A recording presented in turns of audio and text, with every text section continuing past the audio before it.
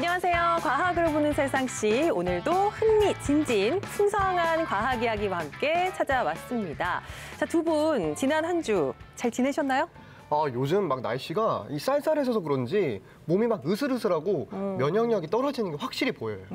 원래 뭐 이제 대리 시절에는 또 그럴 수 있습니다. 저도 그랬거든요. 예. 그리고 사실 거기는 이제 과학적인 이유가 다 있어요. 아니, 여기에 과학적인 이유가 있다고요? 그럼요. 일단은 우리 몸은 말이죠. 좀 추워지면은 체온을 올리기 위해서 에너지를 많이 소모하게 되죠. 그렇지. 자, 그렇게 되면 이 면역 세포를 형성하고 또 면역 세포가 활동하는 데 필요한 에너지는 줄어들게 됩니다. 그 얘기인즉슨 면역력이 떨어진다. 실제로 체온이 1도 감소하면 면역력이 30% 떨어진다는 게 바로 이 과학계의 정설이죠. 우리 김 과장님 입사 한 달 만에 너무 달라졌는데요? 말 나온 김에 이런 일교차가 클 때 건강을 좀 지키는 좋은 방법이 있을까요? 알겠습니다. 제가 요맘때쯤이면은 요 비밀병기를 제가 좀 몰래 많이들 먹곤 하는데 벌써 생각만 해도 기력이 샘솟는 것 같은데 우와! 신봤다!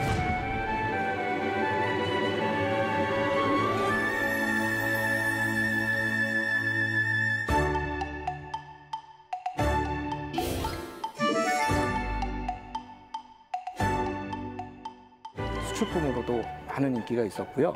일본에서는 뭐 고려 인삼 때문에 목을 맨다.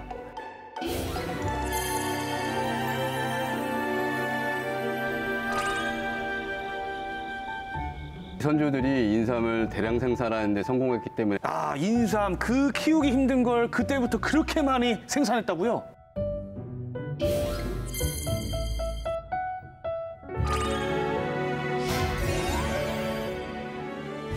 지금 한창 인삼을 수확할 시기죠. 겨울 앞두고 건강을 위해서 인삼 챙겨 드시는 분들 많으실 텐데요. 오늘은 인삼과 관련한 다양한 이야기 나눠보도록 하겠습니다. 함께 해주실 두 분 각자 자기소개 부탁드릴게요. 네, 안녕하세요. 저는 충남연구원에서 농촌 농업 분야를 연구하고 있는 농학박사 유학열입니다. 최근 들어서 농업유산 관련 연구를 하면서 인삼과 많은 인연을 맺게 되었습니다. 반갑습니다. 반갑습니다. 예. 안녕하십니까. 금산인삼약수 산업진흥원의 김진성이라고 합니다. 저는 인삼에 대한 효능을 연구하고 있는데요. 인삼이 우리 몸에 어떠한 영향을 미치는지, 어떠한 질환에 어떠한 효과가 있는지를 하는 연구를 수행하고 있습니다. 네, 반갑습니다. 예, 반갑습니다. 그런데 오늘 두 분 박사님이 약간 인삼 패션을 하고 오신 것 같아요. 인삼이시고 약간 흑삼이시고. 그러니까. 백삼에 가깝습니다. 백삼에 가깝습니다. 제가 며칠 고민 끝에 그래도 오늘 테마가 인삼인 만큼 조금 준비 좀 했습니다. 저희 오늘 기대해 보겠습니다. 자, 인삼 예로부터 좀 약재로 많이 사용을 해왔죠. 최근 들어서 코로나19 때문에 인삼이랑 또 홍삼의 소비량이 좀 많이 늘었다고 하는데 아마 두 분 이거는 모르실걸요? 뭘요? 네. 인삼이 한류의 원조라고 합니다. 네? 한류? 한류? 저희가 아니고 한류요? 네. 한류라고 하면 뭐 적어도 뭐 오마마마이 오마마마이 뭐 이렇게 BTS 아니면 뭐 제가 이제 특별히 또 애정하는 우리 블랙핑크 정도는 돼야 뭐 한류라고 할 수 있지 않을까요? 김 과장님, 저는 듣자마자 느낌이 딱 오는데요? 아니, 생각해보세요. 인삼 앞에 보통 어떤 말이 붙죠? 고려. 고려 인삼. 자, 이름만 들으면 딱 알 수 있듯이 고려 인삼. 고려 시대부터 우리가 그 인삼이 위세를 떨쳤다는 거니까 인삼이 한류의 원조 맞지 않습니까? 듣고 보니까 좀 설득력이 있긴 한데 어떻게 맞는 건가요? 박사님 어떻습니까? 예, 우리 박 대리님이 약간 공부가 약간 부족은 했습니다. 사실은 고려시대 이전에 삼국시대부터 해로부터 많은 인기가 있었고 대표적인 교역품 중에 하나였습니다. 그리고 나서 이제 고려시대로 넘어오면서 그때 이제 그 당시에는 고려삼, 지금의 아마 고려인삼이 그 당시에 이제 고려삼이 되었고 고려시대도 주변 국가와의 어떤 수교품이라든지 교역품으로서 많이 애용이 되었고요. 그 뒤에 이제 조선시대로 넘어오면서 우리 인삼에 대한 이상과 명성이 아주 극치에 달했던 거죠. 모니터를 잠깐 봐주실래요? 저거요? 네네. 무엇인지 한번 알아맞혀 보세요. 거기에 모양이 약간 집신을 조금 눌러놓은 게 아닌가. 저는 감이 안 돼. 약간 네일 아트, 약간 조선 스타일로 네일 아트, 약간 그 색깔이 약간 조선 스타일로 따라가지고. 정답하고 점점 멀어지던 것 같아요. 점점 멀어진다고요? 저것은 사실은 일본에서 우리나라 인삼만을 수입하기 위해서 특수하게 제작한 화폐입니다. 화폐요? 네, 일명 이름이 인삼 대왕 고운이라고 해서 현재는 일본 동경에 있는 화폐 박물관에 소장되어 있습니다만 이 인삼 대왕 고운의 크기는 약 10cm고 무게가 한 210g 정도. 근데 순도 80%짜리 은으로 제작된 것입니다. 인삼 대왕고은 120개를 모아와야지 인삼 한 근을 살 수 있을 정도로 우리나라 인삼의 가치가 그리고 인기가 대단했던 것입니다. 여기서 한 가지 재밌는 일화를 하나 말씀드리면요. 네. 결국은 일본에서 우리나라 인삼을 많이 수입하기 위해서 거꾸로 자국 내에 있는 은을 많이 유출을 해야 될 부분이 생겼거든요. 우리나라 인삼을 사는 만큼. 그러다 보니까 일본 상인들이 약간 꼼수를 부렸던 것입니다. 순도 80%가 아닌 순도를 조금 낮춘 64%짜리 화폐를 만들었던 거죠. 어머. 하지만 우리나라 상인들이 가만히 있을 건 아니고요. 그렇죠. 그러한 사실들을 알아내고 네. 뭐 화가 잔뜩 난 거죠. 그래서 이렇게 일본에서 순도가 낮춘 것으로 유통을 하면 우린 절대 일본에게는 인삼을 수출하지 않겠다. 이렇게 엄포를 내다 보니까 일본도 두 손 들고 순도 80%짜리 조금 전에 보여드렸던 인삼 대왕고은을 1710년에 만들었던 것이죠. 그런데 이 조선시대 우리나라 인삼의 명성이 동아시아를 넘어서 유럽까지 진출했다면서요? 예, 우리가 이제 실크로드라는 이야기를 많이 들었을 겁니다. 네. 중국의 비단의 어떤 서남아시아에서 유럽까지 가는 하나의 교역로가 이제 실크로드인데요. 사실 그 당시에 이미 우리나라는 중국, 일본, 우리나라를 이어지는 인삼로드가 있었습니다. 그런 인삼로드를 통해서 동남아시아는 물론 유럽까지 우리나라 인삼이 드디어 진출을 하게 된 거죠. 그러다가 이제 유럽 사람이 우리나라 인삼에 대해서 맛도 보고 효능을 보니까 유럽에선 이거야말로 정말 천하의 효능이 가장 좋은 약효가 아주 뛰어난 하나의 뭐 식품이라고 할 수도 있고 약재라고 할 수 있는데요. 네. 그 정도로 유럽 내에서 우리나라 인삼에 대한 가치들이 점점 높아갔습니다. 어쩌면은 오늘 뭐 한류 이야기 조금 나왔습니다만 네. 오히려 17세기에 이미 유럽에서는 우리 인삼 때문에 한류의 붐이 일어났다고 볼 수가 있고요. 그런데요, 인삼을 많은 분들이 즐겨 드시기는 하지만 인삼에 대해서는 정작 잘 모르는 것 같아요. 인삼이 어렴풋이 뭐 귀한 약재로 쓰인다, 또 뿌리를 주로 먹는다, 이런 거 정도만 알고 있지 않나요? 그래서 제가 인삼의 신상 정보를 간단히 털어왔습니다. 네, 오늘의 브리핑 한번 시작해 볼까요? 좋아요. 네. 인삼, 두릅나무과 여러 해 살이풀로 재배 가능한 온도나 생육 조건이 매우 까다로워 북위 38도에서 48도 사이에서만 자란다고 합니다. 인삼의 구조는 머리에 해당하는 뇌두, 몸체에 해당하는 동체, 다리에 해당하는 지근으로 이루어져 있다고 합니다. 예, 역시 우리 박대리 오늘도 기대를 저버리지 않습니다. 감사합니다. 그러니까요. 과장으로 승진할 것 같아요. 자, 우리 박사님들 어떻게 박대리 브리핑 마음에 드시나요? 알기가 쉽지 않았을 텐데 대단하신데요. 예.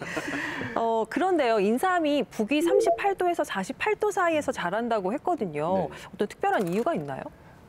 저희가 이제 인삼이 가장 활발하게 광합성할 수 있는 온도가 25도로 알려져 있습니다. 그래서 일반적으로 인삼이 연평균 0도에서 10도 사이에서 가장 잘 자라고 여름철에는 35도 이상이 넘어서게 되면 인삼이 생육장애를 얻게 돼서 잘 자라지 못하거나 뿌리 썩은병이 발생하게 됩니다. 근데 또 하나는 이런 온도와 더불어서 강수량이라든지 혹은 토양이라든지 이런 부분이 굉장히 영향을 많이 받는 게 바로 인삼입니다. 이러한 다양한 기후 조건들을 충족하는 곳, 이 지역이 바로 우리나라의 대한민국, 이 대한민국이 인삼이 최적의 재배 최적지라고 할 수 있습니다. 그렇군요. 우리 박대리 덕분에 아주 좋은 정보, 유익한 정보 얻었어요. 그럼 저 조만간 만년 대리에서 벗어날 수 있는 건가요? 아니요. 여기 좀 약해. 왜냐면, 솔직히 얘기해서 이거 세치하러 이렇게 나불대는 거, 이거 쉽지. 저처럼 이렇게 현장에 나가서 직접 발로 뛰어야지 되는 거 아니겠습니까? 네. 보세요. 인삼에 숨겨진 그 과학의 비밀을 제가 지금 찾아야 되는데. 우와! 됐다. 우와! 신봤다! 우와!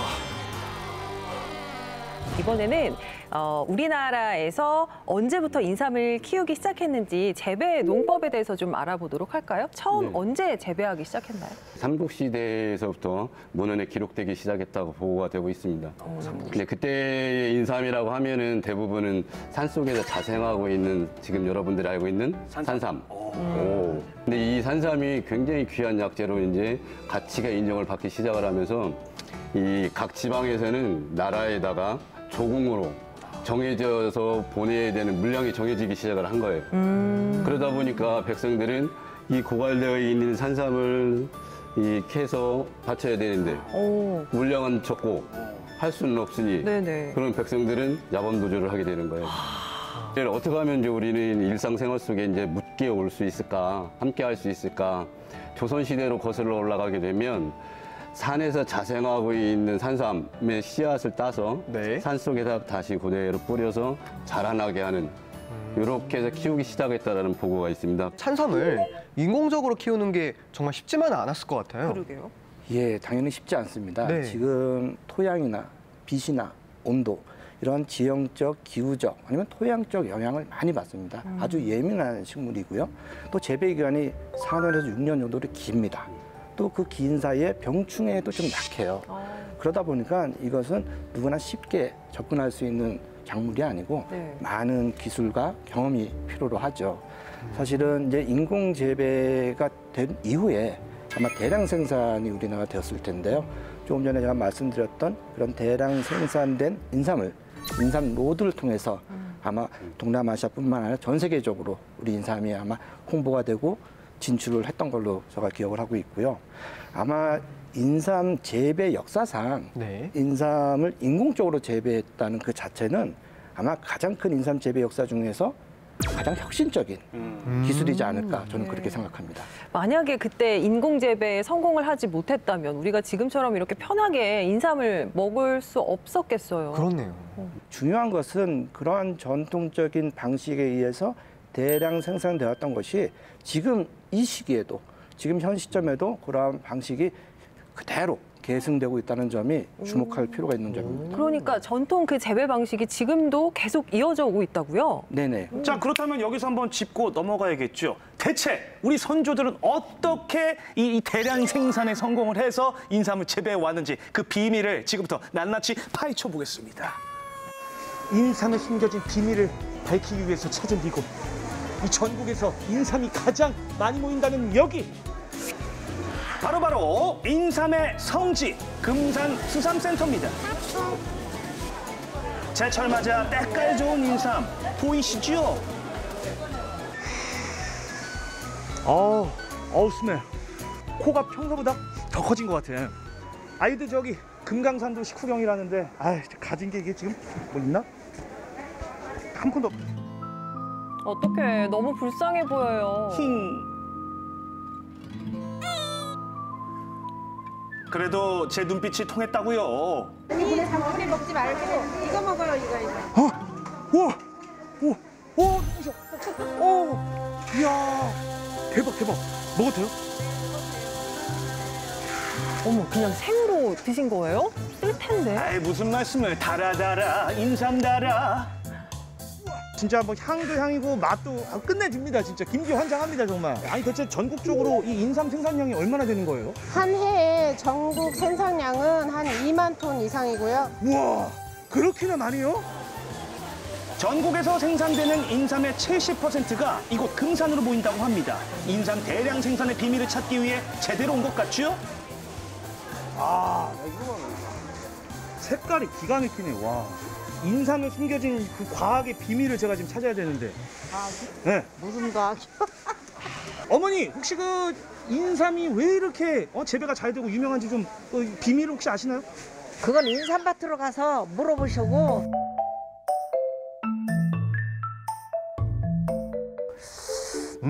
역시 이 지피지기면 백전백승이다. 적을 또 알려면 적의 심장으로 들어가야지. 여기 잠깐만. 근데 이게 인삼밭이 아닌데 이거 저기 그 논 아니에요 감독님 이거? 예? 누가 봐도 벼 맞네. 주소 잘못 알려준 거 아니에요? 예, 벼 맞습니다. 그렇죠. 그래 예. 누가 봐도 이건 벼. 잠깐. 깜짝이야.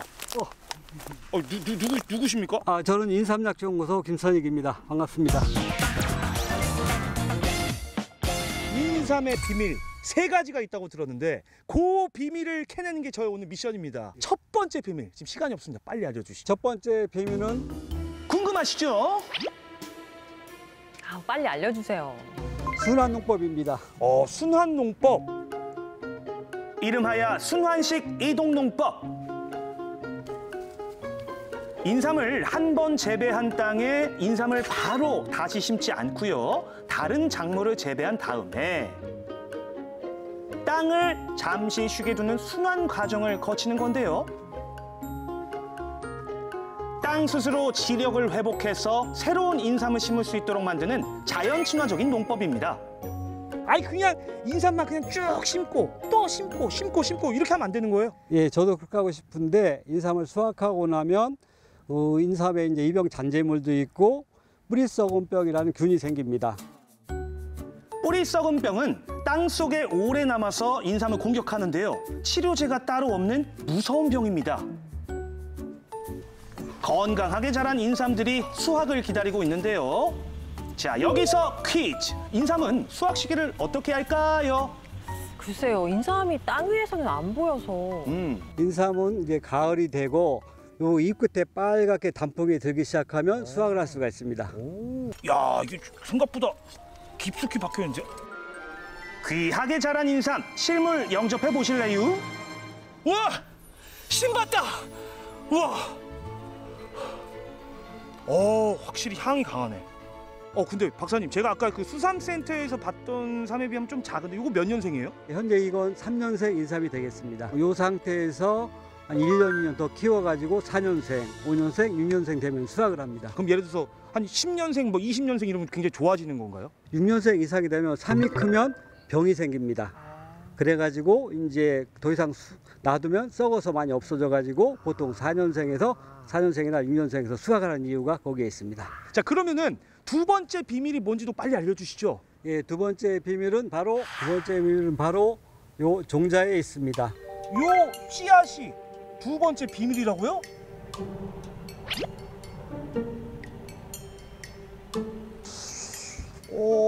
자, 박사님, 저희가 있는 이곳이 어딘가요, 박사님? 여기는 인삼 종자를 개갑시키는 개갑장입니다. 아까 이 종자를 보셨죠? 예. 과육을 제거를 하면 이렇게 종자가 드러나게 됩니다.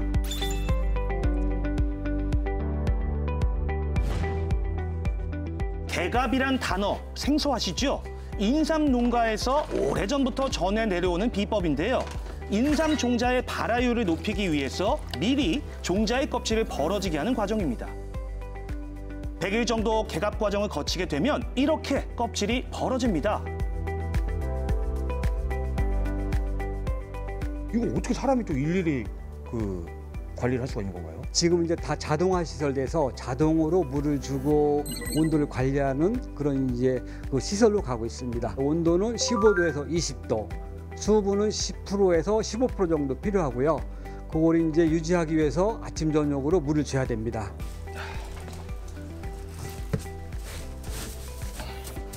자동화 시설이 돼 있지만 사람의 손길이 꼭 필요한 때가 있습니다. 이 과정이 왜 필요한 겁니까? 종자가 잘 있나 확인도 하고 위아래를 뒤집어 줌으로써 위나 아래나 온도 그리고 수분을 다시 고르게 맞추기 위해서 이렇게 뒤집기 작업을 하는 겁니다. 박사님 덕분에 이 두 번째 비밀까지 이제 딱 알아냈는데 중요한 거 마지막 세 번째 비밀 요거 알아내야지 제가 이제 탈출할 수 있거든요.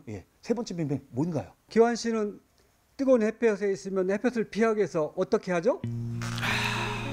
태양을 피하고 싶어서 그러니까 이렇게 뭐 선글라스를 끼거나 아니면 모자를 눌러 쓰거나 아니면 양산을 딱 펴서 햇볕을 피하죠. 인삼도 마찬가지입니다. 인삼도 그와 같은 방법이 있습니다. 인삼밭 하면 떠오르는 저 검은 물결. 인삼 대량 생산의 세 번째 비밀이 여기에 숨겨져 있다고 하는데요.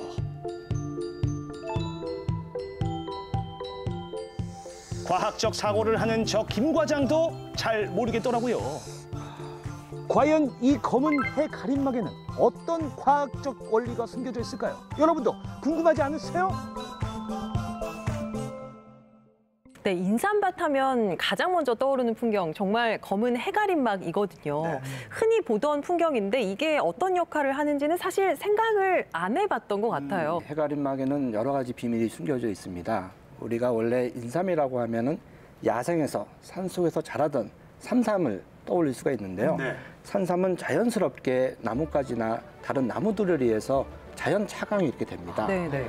그럼 어떻게 이러한 자연 상태의 차강을 만들어낼 수 있을까라고 고민 끝에 선인들은 나뭇가지나 볏짚 등을 이용해서 자연 소재죠. 자연 소재를 이용해서 차강만 시설을 만들었던 겁니다.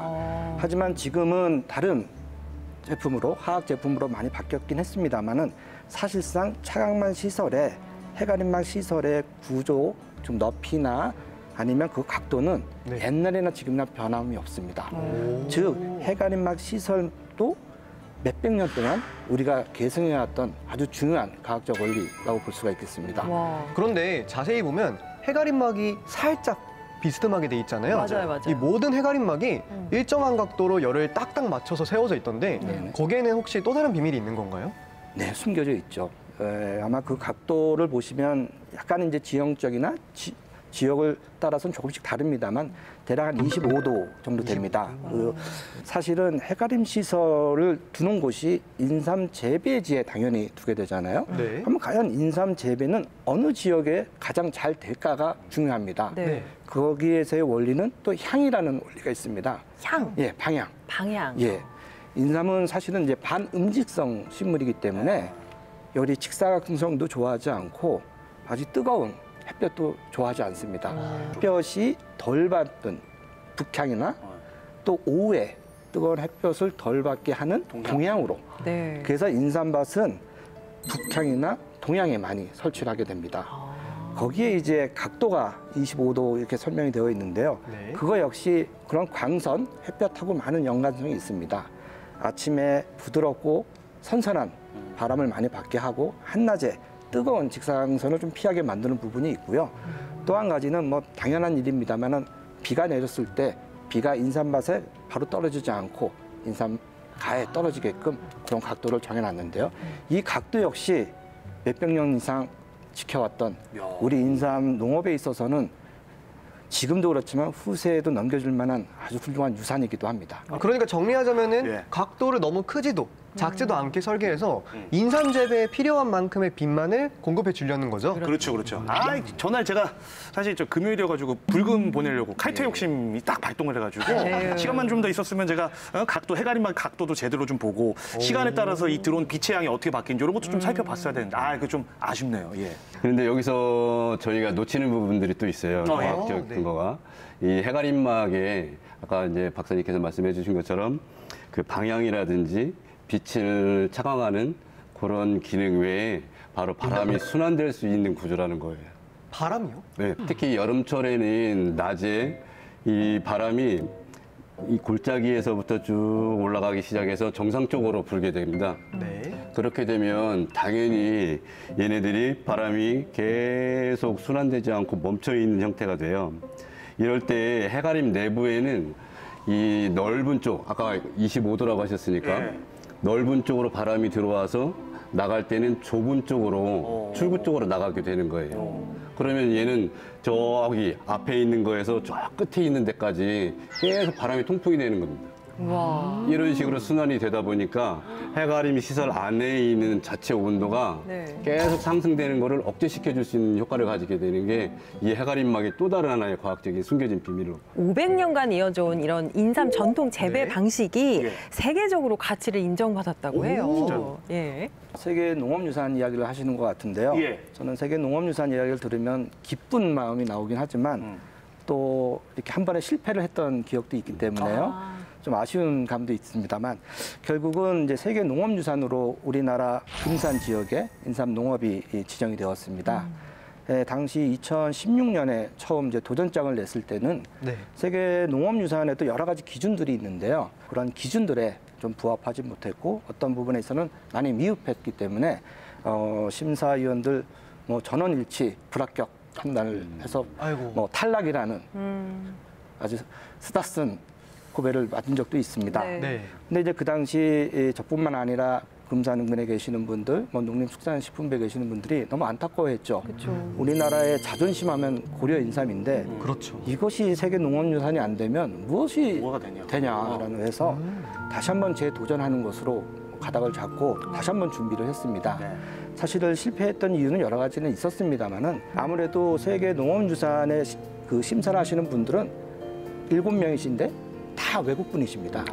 그러니까 이해하기 좀 어려운 부분이 있죠. 네. 그래서 두 번째 도전할 때는 저를 포함해서 외국분이 직접 외국에 계시는 심사위원들을 찾아뵙고 설명을 드리고요. 일부 심사위원 분들은 직접 우리나라에 와서 인삼밭을 같이 가면서 현장에서 이런 것들이 수백 년 동안 내려왔던 가치였고 수백 년 동안 내려왔던 전통적인 과학이었습니다라고 그렇게 어느 정도 이해를 시킨 끝에 2018년 7월에 만장일치로 금산인삼을 세계 농업유산으로 등재를 시켰는데요. 예. 저는 무엇보다도 세계 심사위원분들에게 네. 우리가 전통적으로 내려왔던 여러 가지 지식 체계들, 네. 전통적인 방식들, 전통적인 과학들을 그분들이 이해를 하시고 그것을 세계 농업유산으로 인정을 해줬다는 부분에 가장 뿌듯한 생각이 듭니다.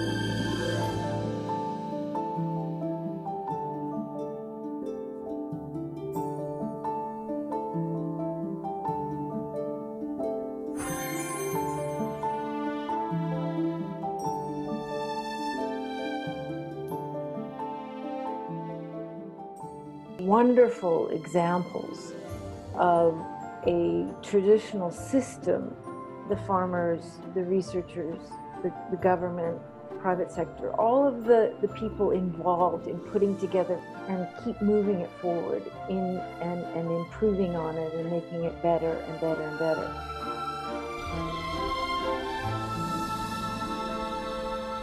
전통이 있는 인삼이니까 젊은 사람한테도 오랫동안 홍보가 됐으면 좋겠어요. 앞으로 우리 그 농업유산이 잘 이어지도록 지켜나갔으면 좋겠어요.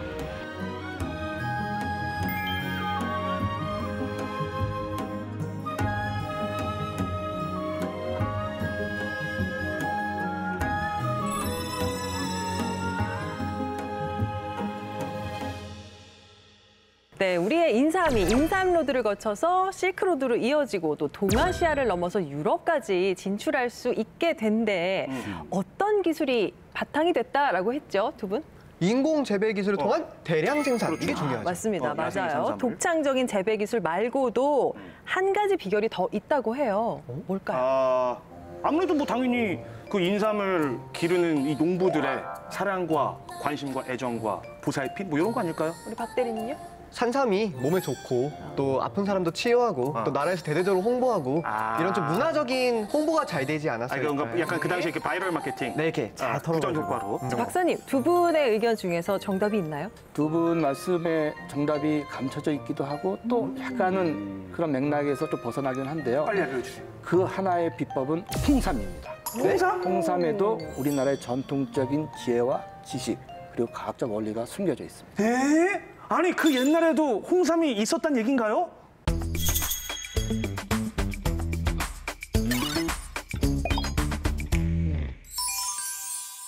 홍삼의 제조 역사가 얼마 안 됐다고 생각하시는 분들이 많이 계실 텐데요.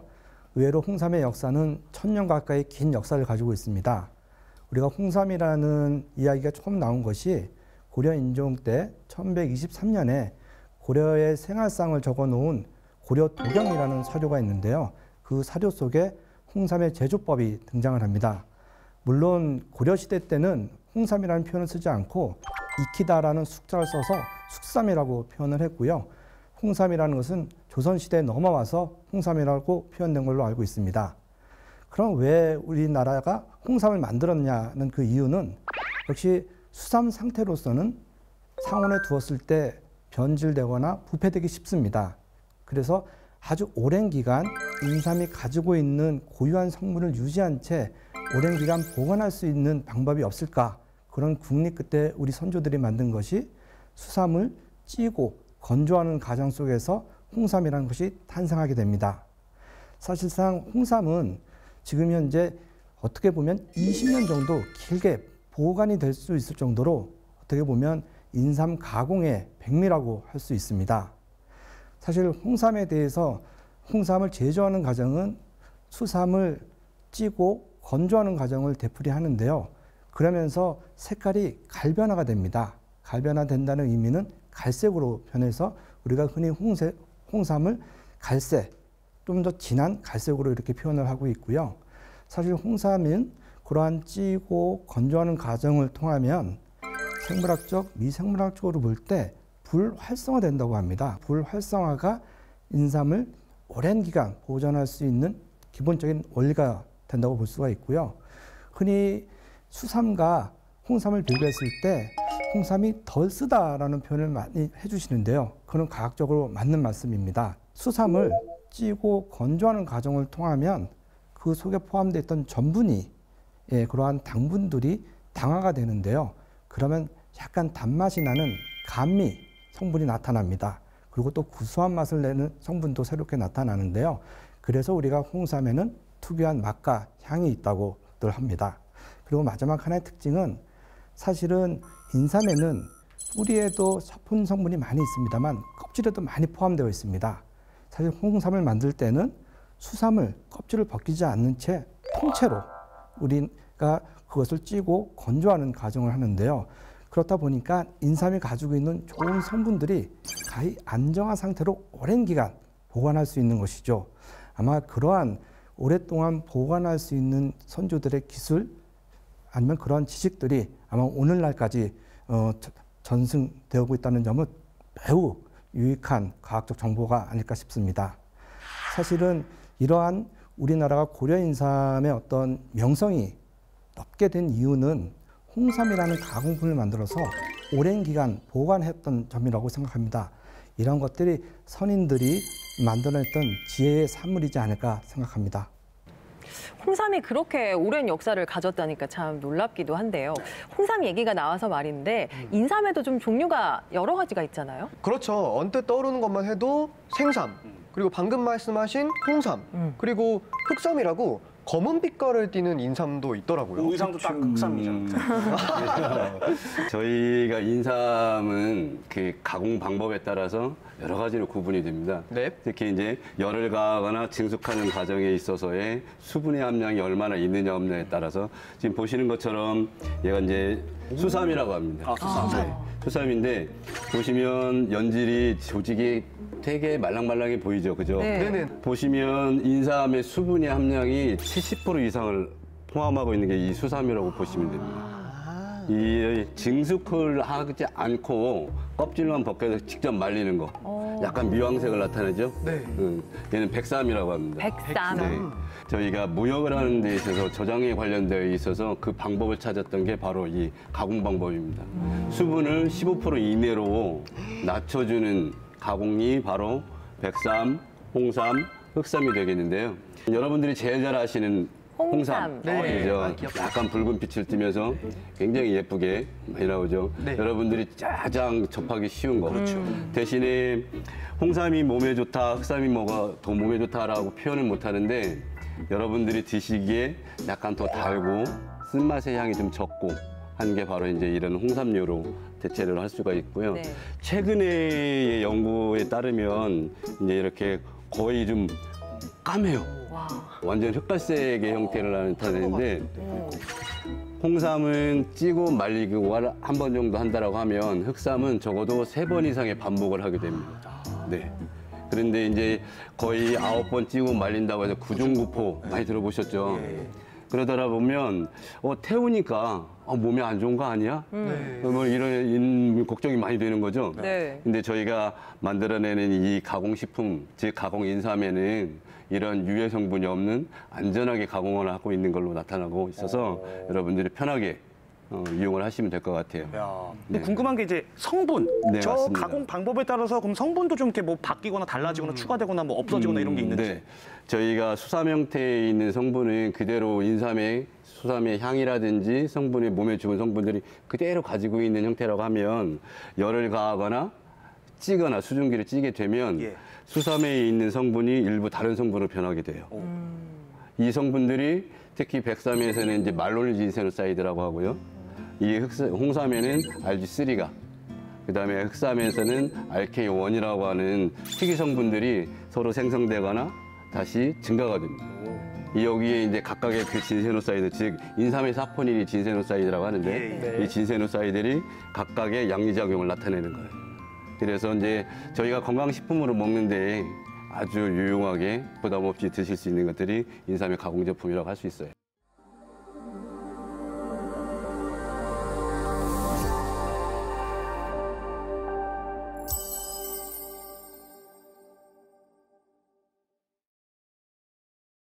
네, 과학으로 보는 세상시 시청자 여러분의 영상 메시지가 도착을 했습니다. 평소에 인삼에 관해서 궁금했던 점들을 좀 보내주셨거든요. 뭐가 궁금하세요?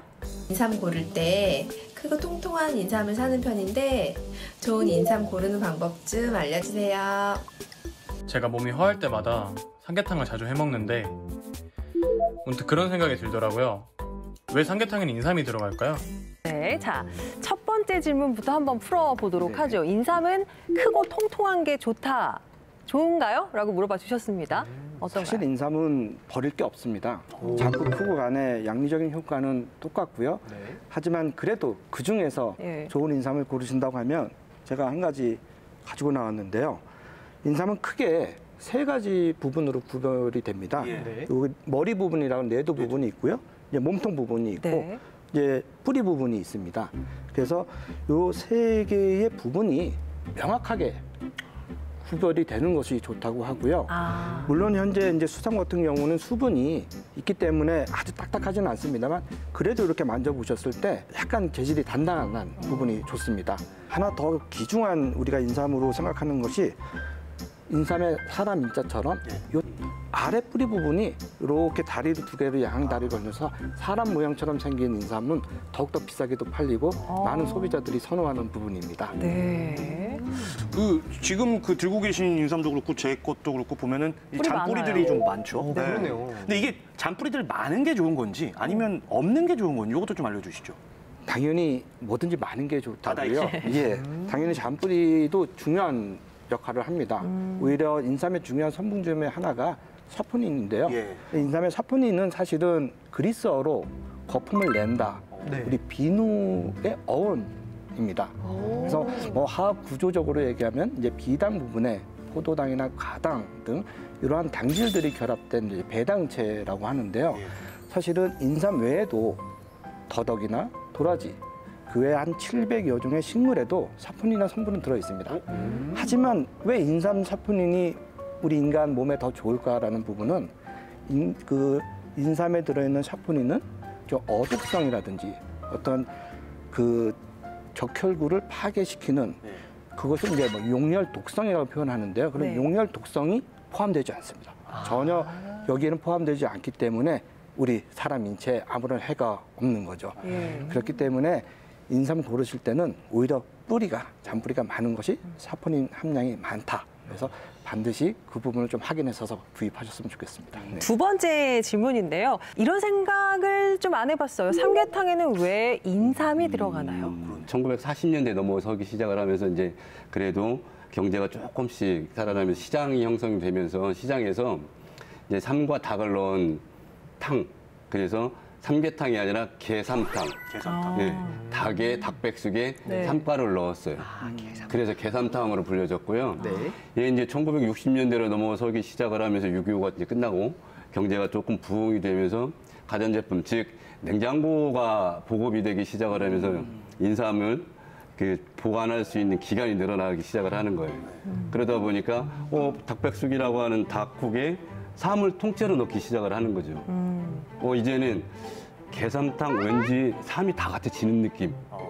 근데 이 경제적으로 더욱 귀한 약재로 사용되고 이 삼이잖아요. 인삼이잖아요. 그래서 삼계탕, 인삼의 귀한 이 인지도를 늘리자. 그래서 삼계탕으로 불려지게 됐고요. 특히 삼계탕에 사물 넣으면 저는 언제부터 넣었을까 보다는 왜 넣었을까? 네. 왜 닭에다가 사물 넣었을까? 그렇죠. 네. 많이 있을 텐데. 네. 아마도 얘는 인삼의 특유의 향이 닭에서 날 수 있는 누린내를 이렇게 억제해 줄 수 있다라고도 하고요. 네. 또 하나는 이 인삼과 고단백질인 닭고기를 같이 섭취하게 되면 신진대사가 촉진이 되고 아까 말씀했던 기력 회복, 원기 회복이 돼서 여름철 보양식인 대표 음식으로 지금 현재 삼계탕이 되어 있지 않았나 그렇게 생각하고 있습니다. 예. 이렇게 해서 인삼과 관련해서 평소 궁금했던 점들도 두 분 덕분에 속 시원하게 해소를 해봤습니다. 네, 그렇습니다. 과학이 보이고 과학이 즐거워지는 시간. 여러분은 스치기만 해도 과학 전문가가 되는 과학으로 본 세상 C를 보고 계십니다.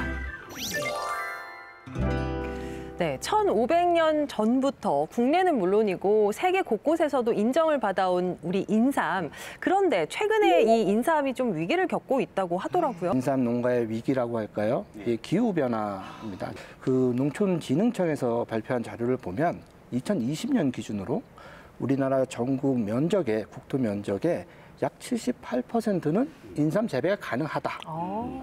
하지만 2060년에는 23%로 급감을 할 거라고 예측을 하고 있고요. 또 2090년 하면은 채 5%만 가능할 것이다. 물론 그 사이에 어떤 기술 변화가 일어날지 모르겠습니다만 지금처럼 지구 온난화, 기후 변화가 지속된다고 하면 우리 다다음 세대에서 인삼밭을 찾기는 어쩌면 어려워질 수도 있는 위기에 봉착한 것은 사실입니다. 우리가 위기에 강한 대한민국 아닙니까? 그건 맞죠. 당연히 가만히 지켜보지만은 않겠죠. 21세기 신인삼로드를 열기 위한 움직임이 있겠죠? 네, 있습니다. 지금 전 세계적으로 보면 소리 없는 전쟁, 이제 우리 농업 쪽에서는 즉 종자 전쟁이라고 표현을 하는데요. 인삼도 마찬가지예요.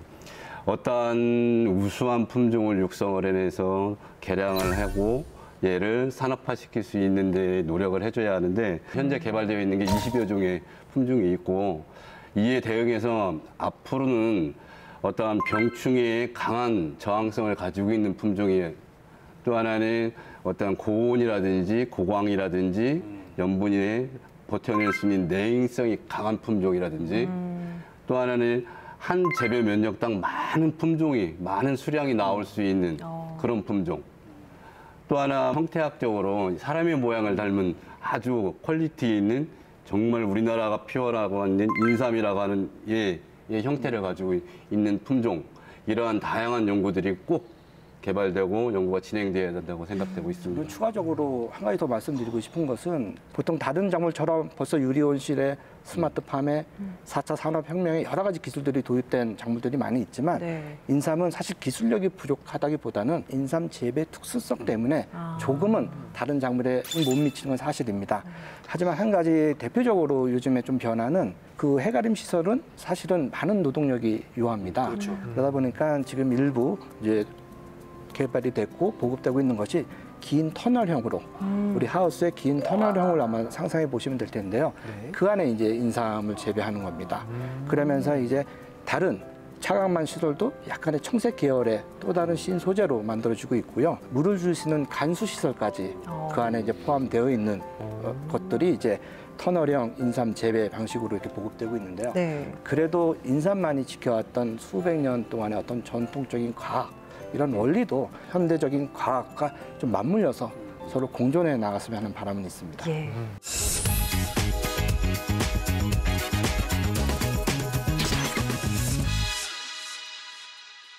눈 한 번 감았다 뜨면 몰라보게 급변한 세상. 과학계 별들의 치열한 두뇌 싸움은 계속되고 있는데요. 놓치면 안 될 과학계의 따끈따끈한 이슈들, 과학통신원 박대리가 친절하게 알려드립니다. 한국건설기술연구원은 섬이나 산지 등 가뭄 취약 지역의 안정적인 수자원 확보를 위해 모래에 물을 저장해 필요할 때 쓸 수 있는 기술 샌드댐을 개발했습니다. 아니, 왜? 샌드댐은 비가 올 때 물을 모래에 저장했다가 건조할 때 활용하는 기술인데요. 증발 손실이 적고 모래층을 통과해 나오기 때문에 수질 개선 효과도 있다고 합니다. 게다가 겨울에는 모래 속에 물이 저장돼 있어 얼지도 않는다네요. 한국전자통신연구원은 돼지의 사육과 질병 상황을 종합적으로 관리할 수 있는 스마트 안전 축사 플랫폼을 개발했습니다. 아니, 왜? 최근 양돈업계의 대형화 추세에 따라 효율적이고 위생적인 가축 관리를 위한 스마트 축사의 수요가 늘어나고 있기 때문입니다. 24시간 돼지의 행동과 면역력을 분석해 가축 질병의 조기 탐지부터 복합 환경 관리를 통해 생산성도 높일 수 있는데요. 축산업 세계 최초로 디지털 트윈 기술을 적용했다고 합니다. 한국생산기술연구원은 해수욕장이나 항에 유입된 해양 쓰레기를 수거하는 무인 청소 로봇을 개발했습니다. 아니, 왜? 해양 쓰레기는 바다의 경관의 해치뿐만 아니라 해양 생태계를 교란하는 주범이기 때문인데요. 이 로봇은 1km가 넘는 거리에서도 원격 조정할 수 있고 자율주행까지 가능하다고 합니다. 앞으로 절벽이나 동굴 같은 사각지대의 해양 쓰레기 수거에도 도전한다고 하니 많이 기대가 됩니다. 국내 연구진들의 끊임없는 노력 덕분에 우리는 더욱 풍요롭고 안전한 세상에서 살아갈 수 있겠죠? 지금까지 과학통신원 박대리가 전해드린 과학 이수다였습니다. 과학으로 보는 세상시 오늘 인삼에 관한 다양한 이야기 나눠봤습니다. 두 분 오늘 어떠셨어요? 예, 오늘 저도 인삼에 대해서 몰랐던 사실도 오늘 많이 알게 돼서 저로서도 뜻깊은 시간이었고요. 우리 모두 인삼 많이 드시고요. 건강한 하루하루 보내셨으면 좋겠습니다. 예, 감사합니다. 김 박사님 어떠셨어요? 네, 저는 감사하다는 인사 말씀을 드려야 될 것 같아요. 오늘과 같이 이런 인삼의 정보에 대한 소개 그리고 관심을 가져줌으로써 저희 인삼, 고려 인삼이 더욱 독창적이고 유지되는 데 큰 힘이 될 거라고 믿고 있습니다. 오늘 두 분 말씀 덕분에 인삼의 소중함 정말 느낄 수 있었고요. 또 우리 전통 재배 방식에 대한 자긍심까지 높일 수 있었습니다. 네, 뭐 다들 그 온고지신이라는 말 뭐 알고 계시죠? 야, 이게 마치 짠 것처럼 접병 짜셨나 봐요. 이런 얘기가 나온다고. 예. 어쨌든 뭐 옛 기술과 새 기술이 잘 조화를 이뤄가지고 우리 인삼이 정말 꾸준하게 이 명맥을 이어나갈 수 있도록 많은 분들이 관심과 사랑과 애정을 보내주셨으면 좋겠습니다. 예. 자, 오늘 저희가 준비한 소식 여기까지입니다. 다음 시간에 더 유익한 이야기 들고 찾아오겠습니다. 과학이 보인다. 과학이 즐거워진다. 스치기만 해도 당신은 과학 전문가. 과학으로 보는 세상. 진짜 못했어.